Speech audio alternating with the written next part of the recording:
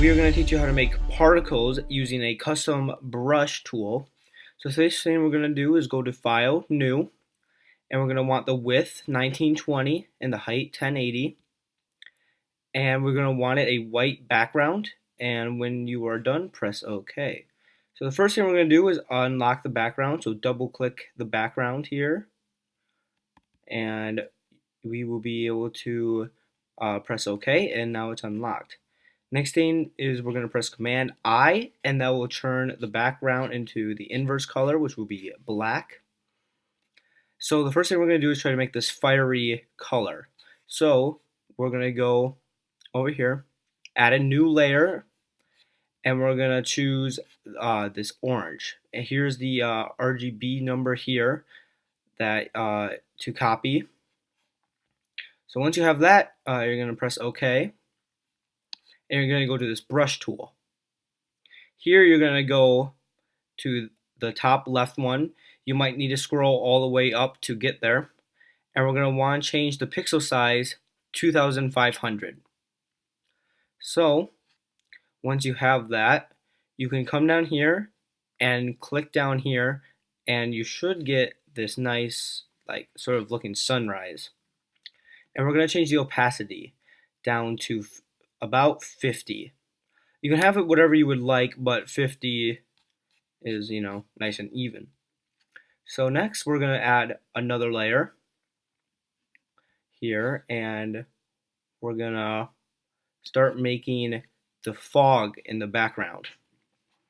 So to do that is make sure you're on your layer, and we're going to need you to copy and paste this because we're going to need it later, but right now we're going to change it to black. So if you click down here in the top left of this, it will turn it back to black and white.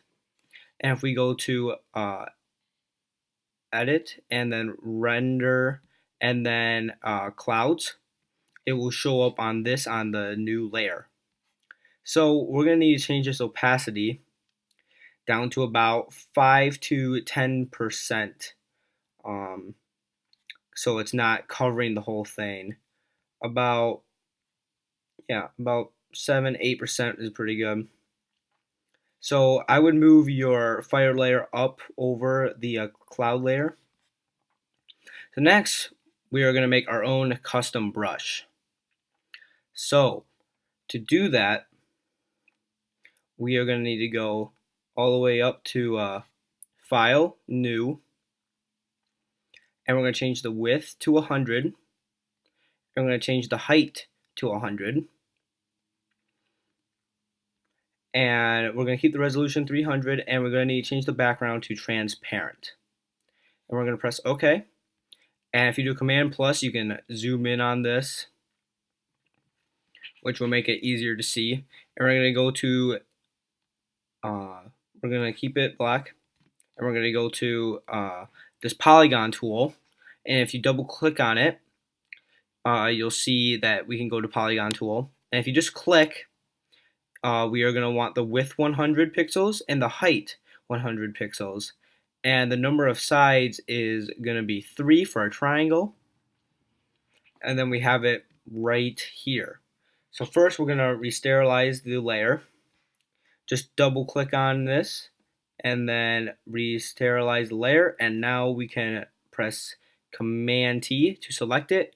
And we're going to turn it up straight and just put it in the picture. So next thing we're going to do is then make this our custom brush. So to do that, we go up to Edit and all the way down to Define Brush Preset. And I already have one made.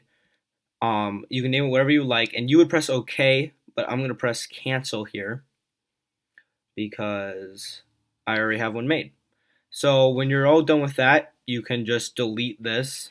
You won't need it, so you can just say don't save. And we're back to our regular layer.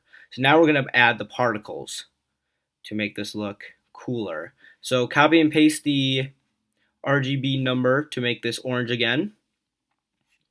And we go back to our brush tool, and we are going to want it You can scroll all the way down, and it will be the first one because you just made it. And then it will be sort of like that big, but we don't really want it like that.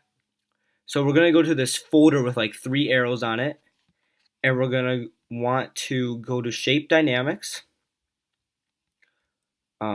so we can change everything. And before we do that, we're gonna do spacing, and we're gonna put it down to like 100%, so the spacing's more even. And it's not like super close together. And then change size to about 50 pixels also. And once we do that, we can go to Shape Dynamics, and we're gonna put the size jitter to 100%, the angle jitter to 100%, and we're gonna do roundness jitter to 100%.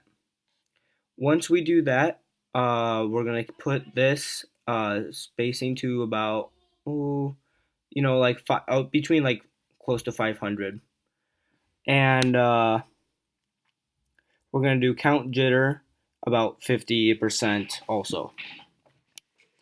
Once we have that, we're gonna go to smoothing, and we're gonna unlock it so we can change all that. And once you have those 3 done, that is pretty much all you need. And so all we're gonna do is we're gonna close out of this image thing here. And now if you have your brush selected, you can just drag it across the screen and we'll make the particles. And this is so you can make many different things with it. And we just use triangles because it's the easiest to do, but you can make whatever you want as a new brush and change its jitter and angle and color the way you want it to look. But once we all just do this, it'll just make this nice particle thing. And we can go to this water drop and blur a lot of the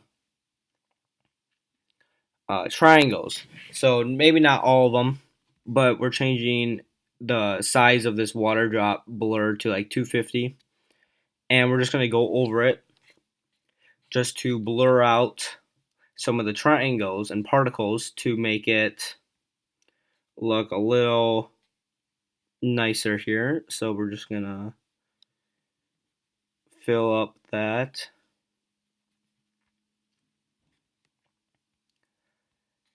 And so if you want, you can put particles on the cloud layer. If you click on the cloud layer and go to the brush tool and you go back to the triangles, you might have to redo it. I do. But then I can change my size here and stuff. It can be a little different any way you want. And these are a little darker because it's blending in with the fog.